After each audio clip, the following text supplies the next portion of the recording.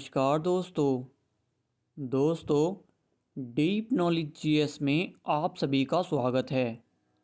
दोस्तों आज के इस वीडियो लेक्चर में हम फिजिक्स का एक बहुत ही इम्पोर्टेंट चैप्टर कवर करने वाले हैं, जो कि है कार्य, ऊर्जा एवं शक्ति।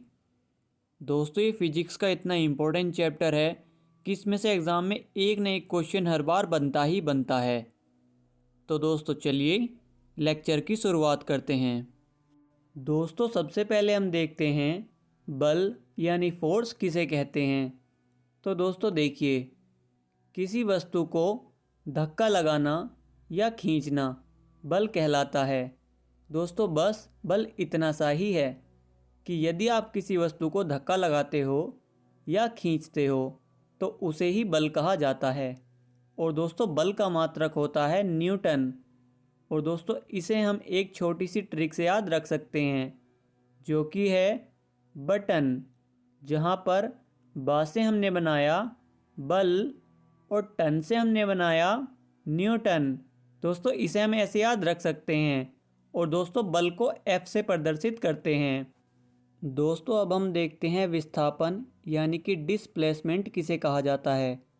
तो दोस्तों देखिए, दो बिंदुओं के बीच की न्यूनतम दूरी यानी शॉर्टेस्ट दूरी जो होती है उसे विस्थापन कहा जाता है। दोस्तों चलिए इसे एक उदाहरण से समझते हैं। दोस्तों देखिए, ये आपका घर है और ये आपका स्कूल है और आपके घर से स्कूल के दो रास्ते हैं। तो दोस्तों ये जो लंबे वाला रास्ता है इसे दूरी कहा जाएगा और ये जो छोटे वाला रास्ता है इसे विस्थापन कहा जाएगा। यानी कि छोटा रास्ता जो होता है उसे विस्थापन और लंबे रास्ते को दूरी कहा जाता है। दोस्तों अब हम देखते हैं कि कार्य यानी वर्क किसे कहते हैं। तो दोस्तों देखिए, यदि किसी वस्तु पर बल लगाकर उस वस्तु को कुछ विस्थापित कर दिया जाए तो हम कहेंगे कि बल ने कार्य किया है। दोस्तों चलिए इसे एक उदाहरण से समझते हैं। दोस्तों देखिए, यदि कोई व्यक्ति किसी कार को धक्का लगा रहा है और वह उसे कुछ मीटर आगे धकेल भी पाता है तो हम कहेंगे कि व्यक्ति ने कार्य किया है। लेकिन हमें कैसे पता चला कि व्यक्ति ने कार्य किया है? तो दोस्तों क्योंकि हमारे पास दो चीज़ थी, एक तो व्यक्ति ने उस पर बल लगाया था और दूसरा उसे कुछ मीटर तक विस्थापित भी किया था। तो यानी कि हमारे पास ये दो प्रमाण निकल के आए।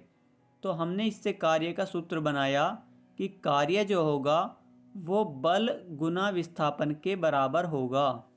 दोस्तों कार्य का एसआई पद्धति में मात्रक जूल होता है, जिसे हम एक छोटी सी ट्रिक से याद रख सकते हैं, जो कि है काजू।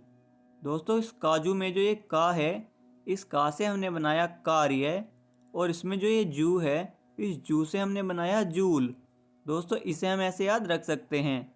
दोस्तों सीजीएस पद्धति में कार्य का मात्रक होता है अर्ग। और दोस्तों कार्य का विमीय सूत्र होता है mL2T-2। दोस्तों कार्य एक सदिश राशि है। दोस्तों चलिए कार्य के बारे में कुछ बातें और जानते हैं, जैसे कि धनात्मक कार्य किसे कहा जाता है और ऋणात्मक कार्य किसे कहा जाता है। दोस्तों देखिए, यदि कोई व्यक्ति किसी कार को धक्का लगा रहा है और कार इस दिशा में जा रही है और व्यक्ति भी इसी दिशा में धक्का लगा रहा है तो यानी कि कार्य धनात्मक हो रहा है। और दोस्तों यदि व्यक्ति तो कार को इस दिशा में धक्का लगा रहा है और कार इस दिशा में विस्थापित हो रही है तो यानी कि कार्य ऋणात्मक हो रहा है। दोस्तों आपने बहुत बार देखा होगा कि कार्य का जो फॉर्मूला होता है वो होता है W बराबर F.S न्यूटन मीटर। और दोस्तों इस न्यूटन मीटर को हमने एक दूसरा नाम दिया है जो कि है जूल। तो दोस्तों हमारा कार्य का फॉर्मूला हुआ W बराबर F.S जूल। दोस्तों कहीं पर तो आपको ये फॉर्मूला देखने को मिलेगा, लेकिन कहीं कहीं पर आपको एक फॉर्मूला और देखने को मिलता है जो कि है W बराबर F.S कोस थीटा। तो दोस्तों चलिए ये फॉर्मूला कैसे बना इसे जानते हैं। दोस्तों देखिए, इस डायग्राम में लड़का इस लकड़ी के बॉक्स को खींच रहा है तो ये बल तो ऊपर की दिशा में लगा रहा है, लेकिन बॉक्स इस दिशा में खिंच रहा है या विस्थापित हो रहा है। तो दोस्तों हमने देखा कि इनके बीच में एक कोण बन रहा है, तो हमने इस कोण को थीटा नाम दिया। और दोस्तों हमने देखा कि यहाँ पर एक समकोण त्रिभुज का निर्माण हो रहा है और हमारे पास विस्थापन जो कि आधार है, और दोस्तों यहाँ पर बल जो कि कर्ण की दिशा में लग रहा है। तो दोस्तों हम जानते हैं कर्ण और आधार हमें केवल कोस में देखने को मिलते हैं, क्योंकि कोस थीटा जो होता है वो आधार बटे कर्ण होता है। तो दोस्तों इसलिए इस फॉर्मूले में एफ एस के साथ कोस थीटा लेना पड़ा हमें। दोस्तों कार्य टॉपिक हमारा समाप्त हुआ। अब हम देखते हैं अपना नेक्स्ट टॉपिक जो कि है ऊर्जा यानी कि एनर्जी। तो दोस्तों चलिए टॉपिक की शुरुआत करते हैं। दोस्तों देखिए ऊर्जा यानी कि जो एनर्जी जो होती है वो किसी वस्तु के कार्य करने की क्षमता यानी कैपेसिटी होती है। यानी कि जिस व्यक्ति में जितनी क्षमता होगी वो उतना ही तो कार्य करेगा। यानी कि हम कह सकते हैं कि कार्य जो होता है यही एनर्जी होती है, या हम ये कह सकते हैं कि कार्य जो होता है ये बराबर होता है एनर्जी के। दोस्तों इस टॉपिक में हम दो तरह की ऊर्जा के बारे में पढ़ेंगे। पहली गतिज ऊर्जा यानी कि काइनेटिक एनर्जी, और दूसरी स्थितिज ऊर्जा यानी कि पोटेंशियल एनर्जी। तो दोस्तों चलिए सबसे पहले हम गतिज ऊर्जा यानी काइनेटिक एनर्जी के बारे में पढ़ते हैं।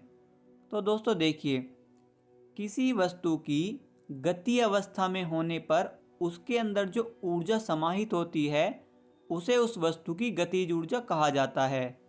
और दोस्तों गतिज ऊर्जा का जो फॉर्मूला होता है वो होता है काइनेटिक एनर्जी जो होती है वो बराबर होती है 1/2 mv²। तो दोस्तों चलिए हम इस फॉर्मूले को पहले पूरा सिद्ध करके देखते हैं कि आखिर ये फॉर्मूला आया कैसे। तो दोस्तों देखिए हम जानते हैं कि कार्य ही ऊर्जा है, तो यानी कि W बराबर जो होगा, अब ये कोई सी भी ऊर्जा हो ये उसके बराबर होगा, यानी कि चाहे वो काइनेटिक एनर्जी हो या पोटेंशियल एनर्जी। तो यहाँ पर हम लिख सकते हैं कि W बराबर जो होगा वो काइनेटिक एनर्जी के बराबर होगा। अब दोस्तों देखिए कार्य का फॉर्मूला क्या था कि W बराबर F.S। दोस्तों अब हम W की वैल्यू इसमें पुट करते हैं, तो ये हो जाएगा हमारा काइनेटिक एनर्जी बराबर F.S। और दोस्तों अब हमें एक तो F की वैल्यू चाहिए और एक S की वैल्यू चाहिए।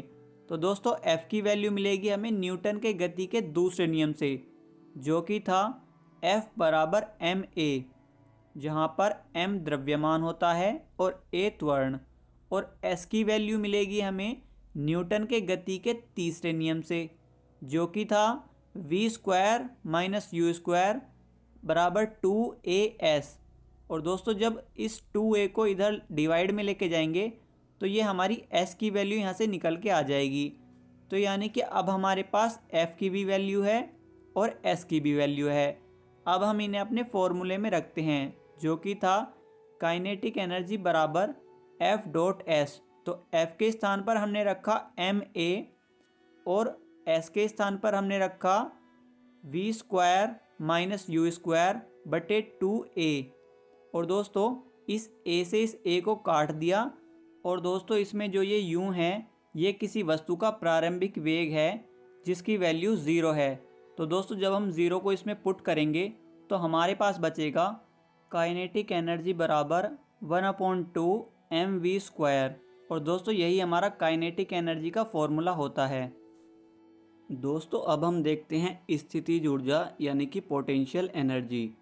दोस्तों जब कोई वस्तु स्थितिज अवस्था में हो यानी कि एक तरह से शांत अवस्था में हो, तो उसके अंदर जो समाहित ऊर्जा होती है उसे उस वस्तु की स्थितिज ऊर्जा कहा जाता है।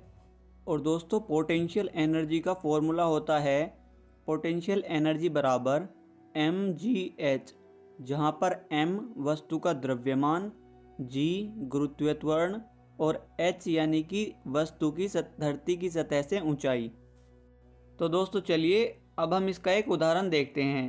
तो दोस्तों देखिए, इस डायग्राम में ये लड़का एक पत्थर को ऊपर उठा रहा है, तो हमें इसकी पोटेंशियल एनर्जी ज्ञात करनी है। तो दोस्तों देखिए, सबसे पहले हम देखते हैं इस पत्थर का द्रव्यमान, जो कि है 1.5 किलोग्राम। और दोस्तों ये इसे किस हाइट तक उठाता है, तो ये इसे 2 मीटर तक उठाता है। तो यानी कि h की वैल्यू आ गई यहाँ से 2 मीटर। और दोस्तों g की वैल्यू हम जानते हैं कि 9.8 होती है। तो दोस्तों चलिए अब हम इसकी पोटेंशियल एनर्जी ज्ञात करते हैं। तो दोस्तों हम इसका मल्टीप्लाई करेंगे 1.5 मल्टीप्लाई 9.8 मल्टीप्लाई 2। और दोस्तों जब हम इसको सॉल्व करेंगे तो ये हमारा आंसर आएगा 29.4 जूल। और दोस्तों यही हमारा आंसर है। तो दोस्तों चलिए अब हम अपना नेक्स्ट टॉपिक देखते हैं, जो कि है शक्ति। दोस्तों शक्ति बहुत ही इजी टॉपिक है। तो दोस्तों चलिए सबसे पहले हम शक्ति की डेफिनेशन देखते हैं। तो दोस्तों देखिए, कार्य करने की दर को शक्ति कहा जाता है। दोस्तों समझिए कि हमने जो कार्य किया है वो कितने समय में किया है। अगर हमने कम समय में किया है तो मतलब हमें ज़्यादा शक्ति है, और अगर हमने ज़्यादा समय में किया है तो इसका मतलब हमें कम शक्ति है। तो दोस्तों यहाँ से हमारा शक्ति का फॉर्मूला बनेगा P बराबर W/T। दोस्तों चलिए शक्ति को एक उदाहरण से समझते हैं। दोस्तों देखिए, हमारे पास ये 2 लड़के हैं। इनमें से एक का नाम है राम और दूसरे का नाम है श्याम। और इन दोनों से कहा गया कि आप दोनों को 100 मीटर की रनिंग करनी है। तो दोस्तों जब इन दोनों ने एक साथ रनिंग करना शुरू किया तो हमने देखा कि राम इस रेस को 20 सेकंड में पूरी कर देता है, लेकिन श्याम को इस रेस को पूरा करने में 25 सेकंड का समय लगा।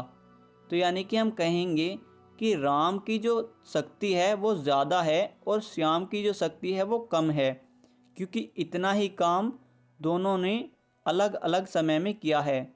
यानी कि रनिंग तो 100 मीटर की ही थी, लेकिन राम को इसे करने में कम समय लगा, यानी कि इसकी पावर ज़्यादा है, और श्याम को इसे करने में अधिक समय लगा, यानी कि इसकी पावर यानी इसकी शक्ति कम है। दोस्तों शक्ति का मात्रक वाट होता है, जिसे हम एक छोटी सी ट्रिक से याद रख सकते हैं, जो कि है शक्तिमान जो है वो वाटर में खड़ा है। दोस्तों बस आपको इतना ही याद रखना है।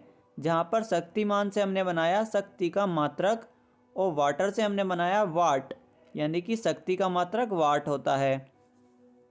तो दोस्तों शक्ति के बारे में 1-2 बातें और जान लेते हैं, उसके बाद ये चैप्टर हमारा ख़त्म हो जाएगा। तो दोस्तों पहली बात तो ये कि एक अश्व शक्ति जो होती है यानी हॉर्स पावर जो होती है वो 746 वॉट के बराबर होती है।